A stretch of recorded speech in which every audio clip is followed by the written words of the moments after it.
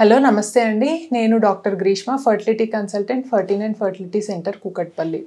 ఈరోజు మనం ప్రెగ్నెన్సీలో మనకి సెక్స్ ఎంతవరకు సేఫ్, సో మనకి ప్రొటెక్షన్ కాండమ్స్ అట్లాంటివి ఏమన్నా యూస్ చేసుకోవాలా ప్రెగ్నెన్సీలో, సో ఎప్పుడు యూస్ చేసుకోవాలి, సో ఈ విషయాల గురించి మాట్లాడుకుందాం. మనకేంటి అంటే లేడీకి ఆల్రెడీ ప్రెగ్నెన్సీ ఉంది కాబట్టి మనం ప్రెగ్నెన్సీలో ఇంటర్ కోర్స్ అనేది చేసుకున్నప్పుడు కాండమ్స్ అట్లా బ్యారియర్ అనేది ఎంత మాత్రమో అవసరం లేదనమాట. ఆల్రెడీ మనకి ప్రెగ్నెన్సీ అనేది ఉంది కాబట్టి. సో మనకి అసలు ప్రెగ్నెన్సీలో ఎప్పుడు మనకి సెక్స్ అనేది సేఫ్ అంటే ఇప్పుడు అది అన్కాంప్లికేటెడ్ ప్రెగ్నెన్సీ అనుకోండి. సో మనకి లేడీలో పెద్దగా ఏమీ ప్రాబ్లమ్స్ అనేవి లేవు. అట్లాంటప్పుడు మనకి ప్రెగ్నెన్సీలో సెక్స్ అనేది సేఫ్.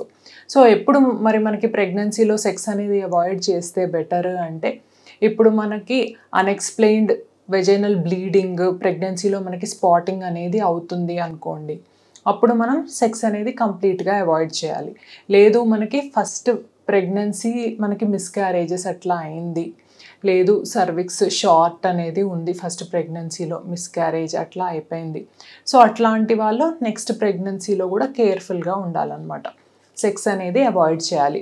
లేదు మనకి ప్రెగ్నెన్సీలో కొంచెం మాయ అనేది కిందికి ఉంది అనుకుందాం అనుకోండి, అంటే ప్లాసెంటా ప్రీవియా అంటారనమాట. సో అట్లాంటి వాళ్ళు కూడా మనం సెక్స్ అనేది అవాయిడ్ చేయాలన్నమాట.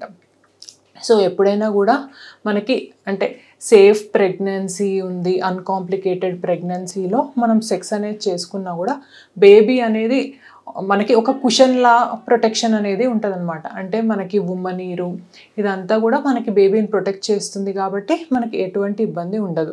కాకపోతే మనకి ఇప్పుడు పైన చెప్పిన ప్రాబ్లమ్స్ ఏవైతే ఉన్నాయో అట్లా ఉన్న వాళ్ళు సెక్స్ అనేది అవాయిడ్ చేస్తే బెటర్ అనమాట. ఇంకా మనకేంటి అంటే ఇప్పుడు ఎవరికైతే మనకి లేడీలో కానీ మెన్లో కానీ ఎవరికైతే ఇన్ఫెక్షన్స్ ఉన్నాయో అట్లాంటి వాళ్ళు మనకి ఏంటి అంటే కంపల్సరీ ఒకరి నుంచి ఒకరికి ఇన్ఫెక్షన్స్ అనేవి అవాయిడ్ చేసుకోవడానికి రాకుండా మనకి ఇట్లాంటి బ్యారియర్ మెథడ్ అనమాట, కాండమ్ అట్లాంటివి కంపల్సరీ అట్లా ఇన్ఫెక్షన్స్ అట్లా ఉన్నప్పుడు యూస్ చేసుకోవాలన్నమాట. సో ఇట్లా మనం కొన్ని జాగ్రత్తలు తీసుకుంటే మనకి ప్రెగ్నెన్సీ అనేది సేఫ్గా వెళ్ళిపోతుంది. Thank you.